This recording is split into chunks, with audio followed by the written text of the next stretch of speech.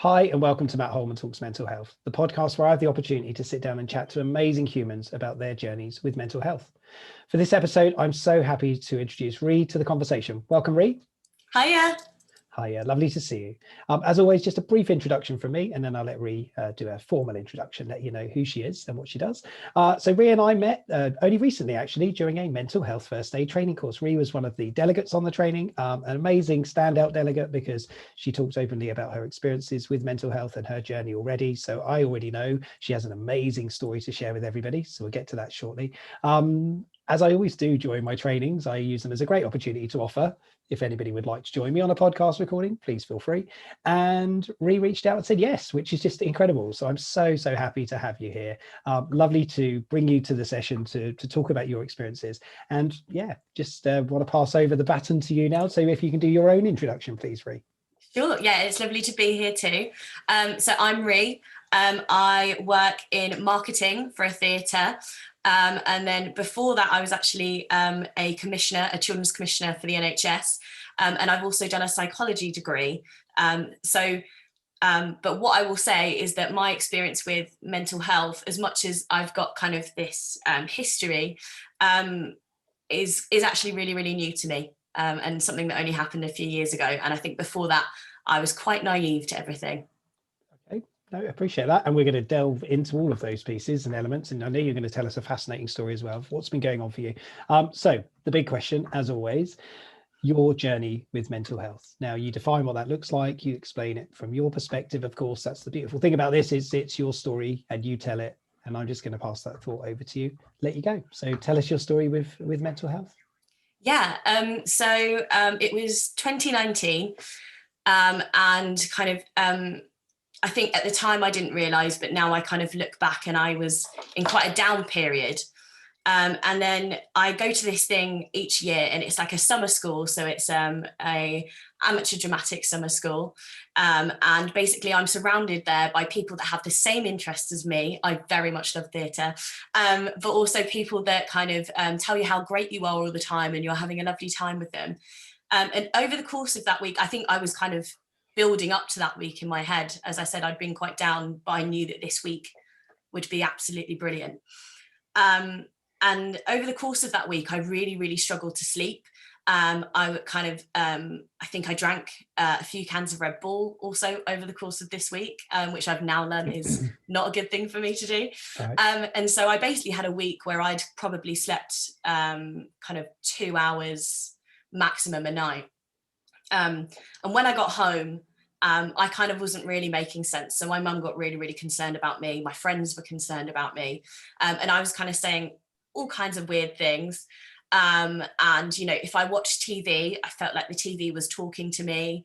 You know, I said that I wanted to quit my job and potentially pursue a career in acting, all of these things, and more. I won't disclose everything.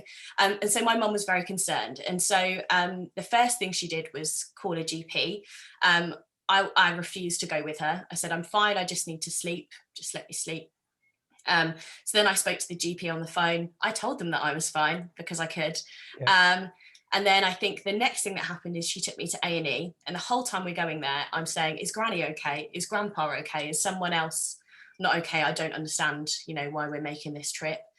And then we got into A&E, and I just remember waiting, and like my mind is racing this whole time. So having to wait in an area like A&E, I wasn't enjoying it at all. We eventually see an A&E doctor. I again explained to him that everything is absolutely fine, and he sends us home.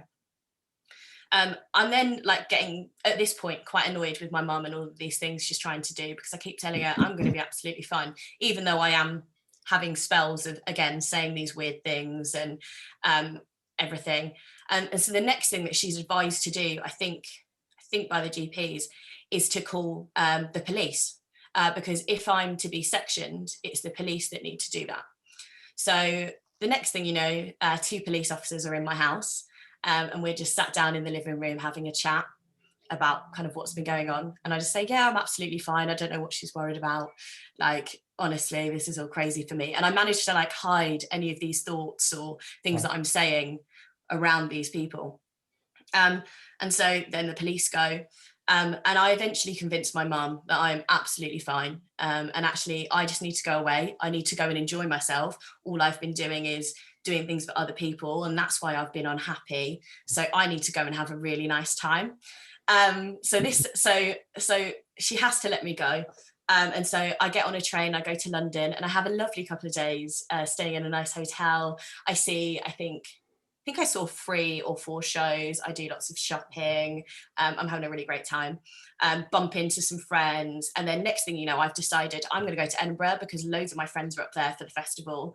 And I've also got friends that live in Scotland generally as well. So I'm going to go to the Edinburgh Festival. Never done it before. Like, this seems like the perfect time. So I get to the train station and I was like going to get the midnight train because I'd been listening to Journey's Don't Stop Believing and the midnight train. Really? So I was like, I'm going to get the midnight train. And I get there and they don't let me on the train because I haven't pre-bought a ticket and it's too late to get a ticket. So then I find the next train to Edinburgh, which is like this one that I was trying to get on is like all go to Edinburgh. You just sit on the one train. Well, I ended up getting on a train where you had to make like 3 or 4 changes. Right. So again, I'm up all night on this train journey. And I eventually, I end up in Northampton, then Birmingham, and then I can't remember what the last change was, but lots and lots of changes. And I end up in Edinburgh and I'm there. And I've booked a hotel, so all good. So my next step is to go to this hotel. However, I've now decided that my phone just keeps making like annoying notifications at me all the time. Like something's going wrong. There's like a bug in my phone or something. So actually, I don't want to use the maps function to go and find my hotel. That's not for me. So I just decide, okay, I'm just going to follow the signs and I'm going to find this hotel. And I was booked into an ibis. So I just start walking around Edinburgh. It's gorgeous, obviously. So I'm walking around the streets and I think I see a woman and she's got something written on the back of the jacket. And I think I'll follow her for a while. And next thing you know, we're outside an ibis. So I'm like, oh, sweet, that's my hotel. I go in and there's no staff on the desk. It's like all check-in with like technology. And I've obviously decided at this point that technology is bad. Yeah. So there's no way that I'm going to go look at these screens and try and sort out my booking. So I managed to get upstairs in the hotel and then I find a room number that means something to me. It was probably 29, which is my birthday. And I see a cleaner and I say, oh, can you let me into my room, please? And he believes me and lets me into this room. So I'm in what I think is my room.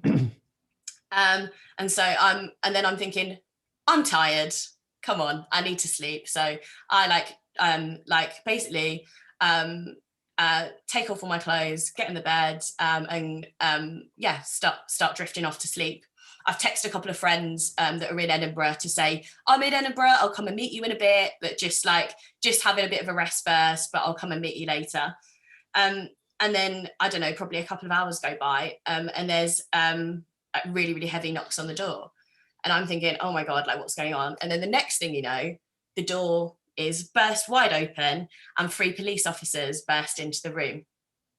And the first thing they say, is cover yourself.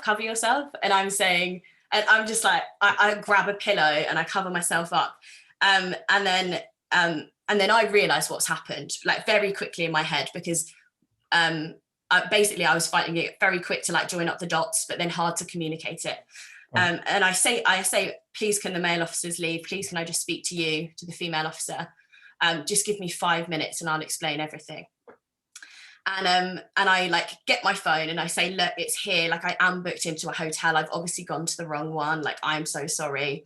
And she's just like, no, you're coming with us. Like, basically gives me no time to explain. They don't let me get dressed. They basically dress me in a dressing gown that's in the hotel room, handcuff me, and basically take me downstairs. And at this point, I'm absolutely sobbing. I've never been arrested before, never been in trouble with the police. So this is like hideously embarrassing. And obviously I'm being walked down the hotel, like the other guests can see me, all of this kind of stuff. And then they try to put me in the back of a van. And I say, absolutely not. I'm not a criminal. Like, you can't put me in the back of this van. So luckily they let me sit just like in one of the seats. And then we arrive at the station.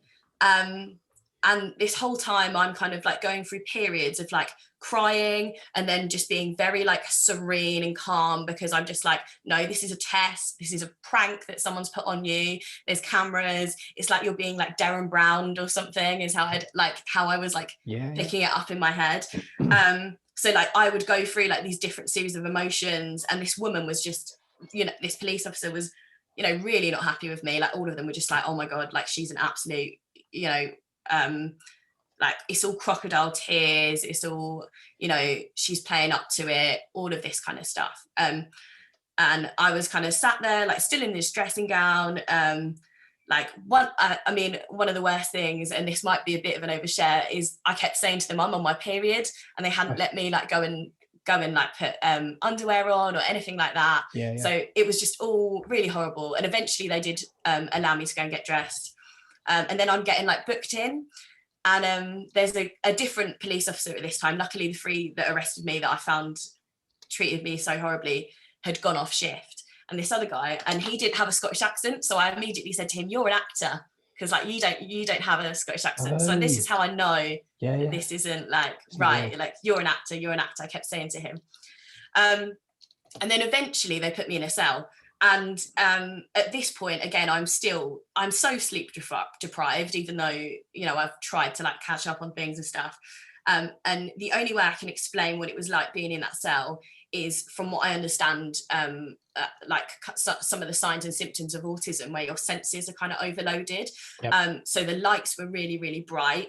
It smelled completely like dank and horrible. And then I was given like a mattress. But it was like, it smelt of horses to me. It was disgusting. And it's basically like a gym mat, you know, like what you'd get in primary school. And then the toilet was right in front of like the door that they can like peep into. So every time I needed the loo, I was like, I'm not going there. Like, you need to let me out. But they didn't really want to let me out because they thought I was going to try and escape, because I had no idea why I was there, what they were trying to do. And the room was really echoey. So this was another thing. So if someone came and spoke to me, I couldn't really understand what they were saying, because everything in the room echoed. And so when you're also having problems trying to communicate and then it echoes, that was obviously not helpful at all either. And then eventually this really, really nice female police officer comes in, and she kind of explains to me, you know, I really want to get hold of your parents. I need to tell them what's happening. Like, they must be really worried about you. And eventually, I think after a few goes of her coming in and asking me this, I let her call my mum and all of that. And then they say, we are bringing a psychologist to come and speak to you. And I said, okay, but can we do this talk not in here? Because I can't hear in here. Like, everything's echoing and I can't make sense of everything. And they said, no, it'll be done in here. And I was like, right, okay. So then this psychologist comes, and because I did a psychology degree, I'm immediately looking at his name badge like, oh, is it someone that lectured me at university or like something like this? And then he obviously asks me some questions and I can't remember what those were, but then he goes away, and then I get told, we're going to move you, but it's going to take a little while, and so I'm still kind of sitting in this cell. I think I kept asking them for my phone as well. Like, I really did not understand that, as much as it was horrible, I didn't understand that like I was being treated like a criminal, and so wasn't allowed my phone and wasn't allowed my stuff. And then eventually we do get into a car and I'm taken to a hospital to be assessed. And so I get to the hospital, they assess me, and I must admit, at every point I'm asked, are you on drugs, have you taken anything, all of these kinds of questions, and then eventually I get kind of put into a room and there's your bed, like, that's it, okay. And so I wake up the next day and I'm still very, very confused, and no one really explains to me kind of what I'm doing there or anything. And so I just keep ordering Ubers. So I sit near where the door is and I keep ordering Ubers because I'm like, I'm going to get out of here. Like, what is going on? I'm going to leave. So that happens for a day. I think it then happens for another day and they still don't talk to me. And then I'm like, no, I am getting out of here today. I think even one of my friends came to visit me at that point and I was like, you need to take me with you. like, please, like, get me out of here. And I think after she's gone, I'm thinking, okay, I'm going to make another attempt. So I go to this room, which was called like the quiet room, and I go sit there and I put my makeup on.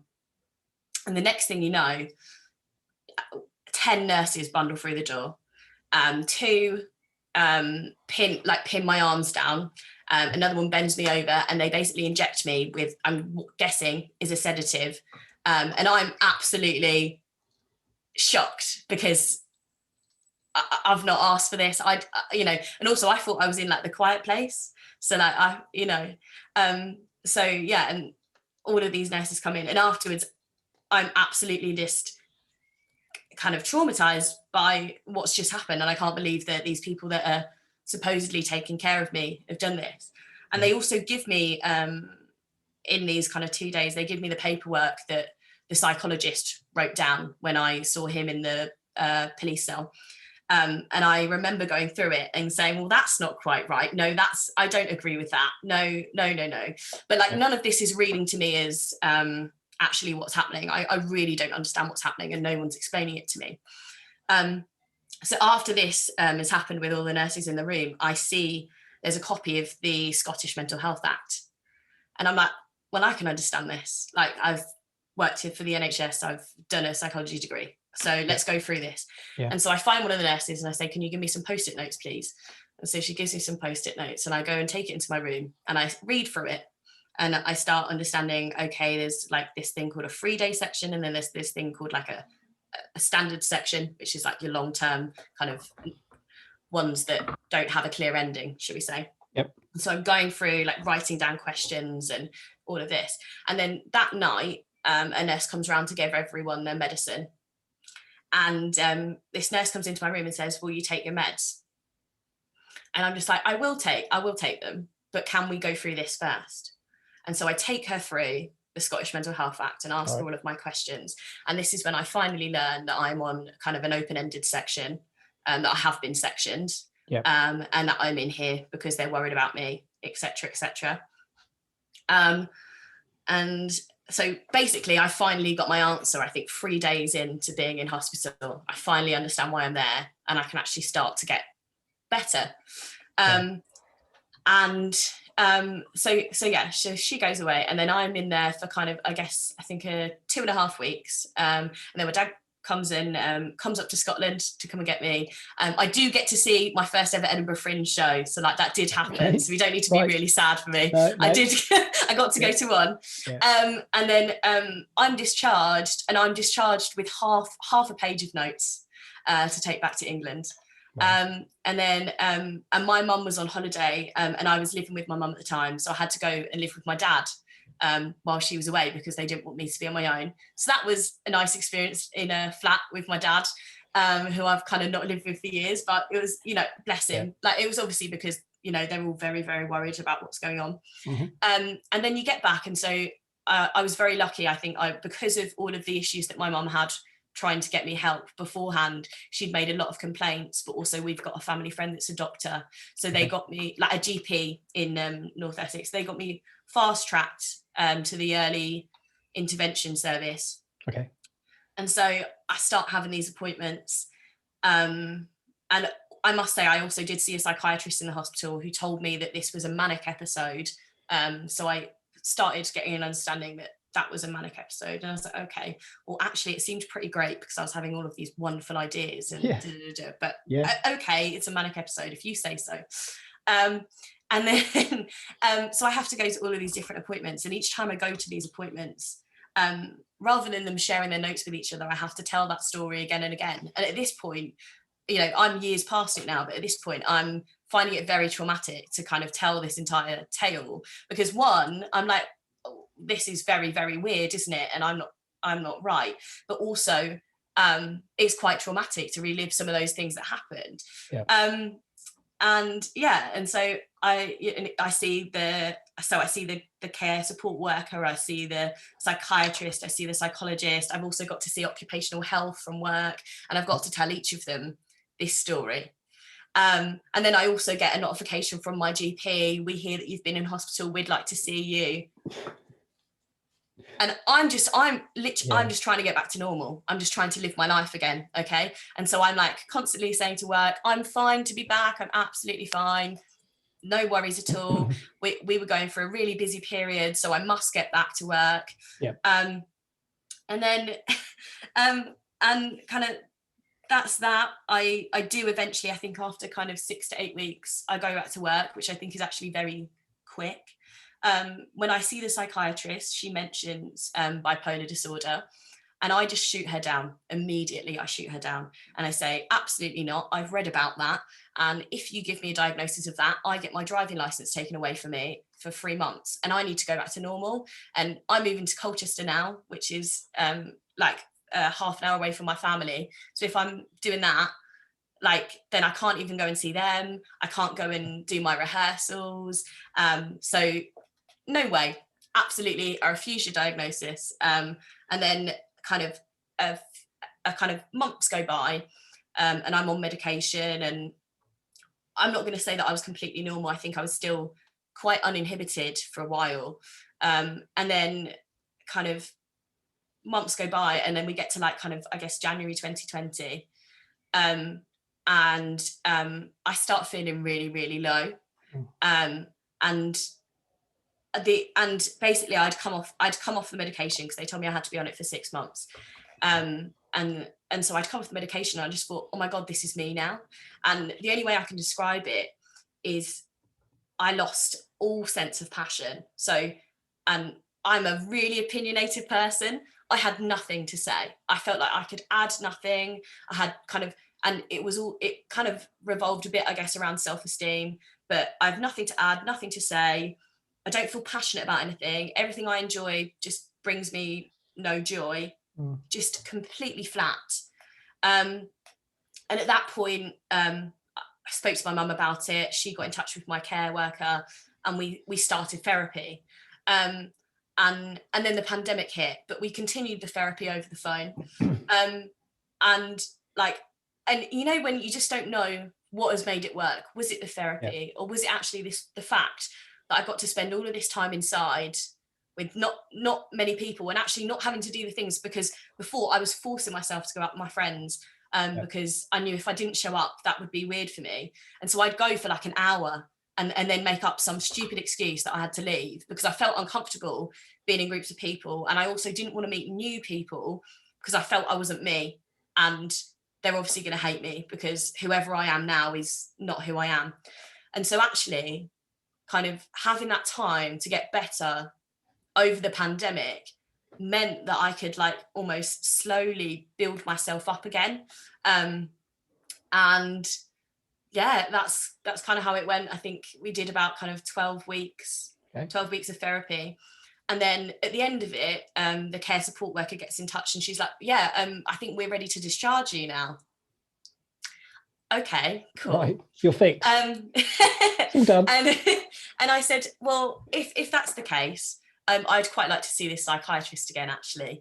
Quite like to have another chat with her, because when I first met her, you know, I was sobbing uncontrollably. I just was not ready to have these conversations. So I said, I'd really like to meet her again. Yeah. So we get an appointment in, I think this was probably like August or September last year. And I say, look, I've obviously had time to process everything now.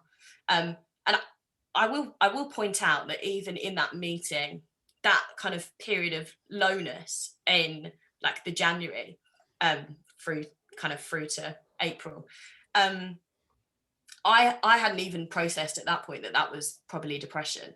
I just thought that was me coming off the meds or not being me or whatever. And so I went in there and I said, look, I'm ready now to accept your diagnosis.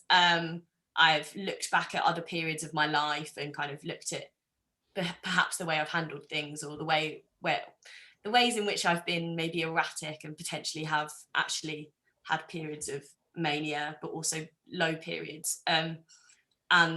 But also actually looking at what this is and what I've been through in the kind of past 12 months, I will accept it. And so that was when I got my diagnosis. Honestly,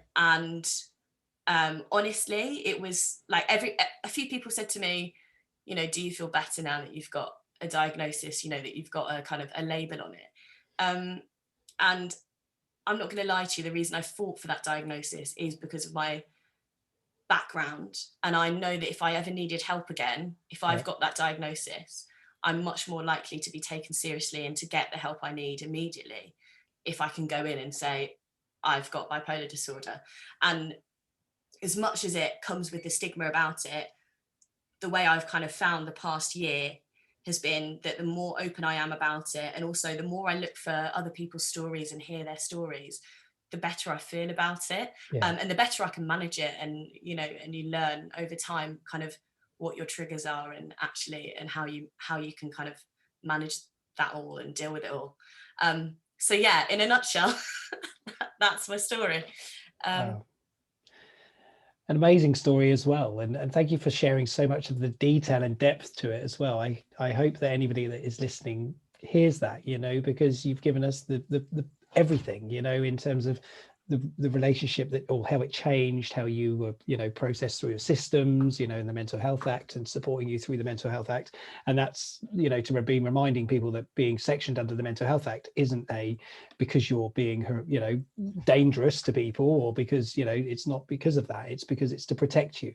And it's to protect you from your potential risks to yourself, which you may not even see at the time, and which is obviously what was going on for you as well there, Rhi. But it is such a fascinating story. Yeah, it's so wonderful. You've just sort of gone through a whole process. How are you feeling now? How do you feel at the moment? How are things for you right now? Any insights from that? I think, I mean, I feel really, really good. I feel back to myself, which is the main, like, I know that people, like, we all have this thing where we say, you know, we can't say there is no such thing as normal, but actually, like, I am myself again, even though I got to that dark place and I thought I would never be myself again. I think the way that it's kind of left me is, so I left the NHS in about 2016, 2017. And I worked specifically in children's services. And so I kind of oversaw the CAMS contract, but I didn't have many dealings with it. But every meeting I went to just felt like a horror show. You know, children being held in cells, or children being moved to beds miles and miles away across the country, or and like how these services aren't working and aren't accounting for individual differences. And so actually it's kind of my experience has left me with a fire in my belly to say, actually, I need to go to the police officers that arrested me and make a formal complaint there. I need to go and speak to the kind of the local kind of services around here and say, you know, no one was listening. Also, there's no clear kind of call for help.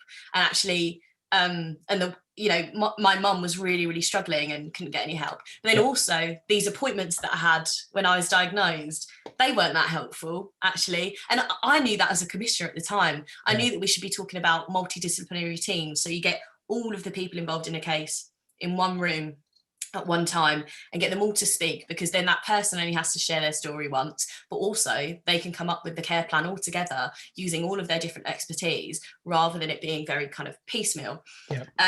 So I think it's left me, I feel like a stronger person. I think one of the things, I actually always used to think of myself as strong, and I would never go to my friends for help. I was the strong one, so I dealt with their issues. I never dealt with my own. I never shared my feelings. And I think in the past year, I've actually really opened up to people, to my friends, to my family, and told them when I'm struggling. And actually, it's kind of really good to have that change in your brain to understand that you can go and do that too. So yeah, overall, I would say I'm stronger. I have a better support system. And there's lots of things that I want to do and speak to people about, so that we can make a change. And hopefully it means that people that have bipolar or have any kind of a mental health condition can have a better experience and be better supported and make a better recovery. Brilliant. I wholeheartedly support all of that. I think that, you know, from our personal experience of using services and being, you know, around those conversations and being just in the same position as your mum was, you know, it's not easy for everybody, and that's the challenge, isn't it? Would it be nice if it was easier? You know, it would make life a little bit simpler, wouldn't it? And so this is what we've got to try and all work towards, which I wholeheartedly agree. You know, lots of people that want to and trying to do stuff, and actually people within the services as well, they would like to make those changes so that they can have an easier job, because there is such a demand for their services, and it's all about report writing and, you know, writing the same things in multiple different types of handwriting, I guess. Listen, we're right at the end, Rhi. I love listening to your story. I can listen to you talking all day, actually. It's obviously from your theatrical background. You've obviously got a very good way of, you know, monologue. But thank you so much for coming on to the podcast, for being an amazing human, of course. As anybody that comes on here is a super amazing human, of course. Just final thoughts from you, just anything you want to share. If you've got any words of wisdom or comments or anything, just over to you, really. Anything final? I'm going to say, never be afraid to put yourself first, and make time for yourself. So, if it is, you just need to go for a walk, or you need some fresh air, you know, everyone can understand that. And also, if you have a colleague kind of going through this, just make sure that you're there to support them. And we should be treating this mental health, someone going off with a mental health illness, we should be treating this the same as if someone's gone into hospital to have you know, their appendix taken out or something. Just please have that kind of same compassion that you have when it's a physical health need. Brilliant stuff. Wise words. Absolutely fantastic. Rhi, it's been an absolute pleasure. Just want to say a huge thank you again for you participating in this. And for anybody that is listening, if you are still there, please know there is always somebody to talk to. If you want to connect with Rhi, you're more than welcome to. That's the beautiful thing about these, is people do reach out and ask additional questions if they need to. So please feel free. Of course, you can come to me if you've got any questions. If you want to be on a podcast, come to me as well, of course. You're more than welcome.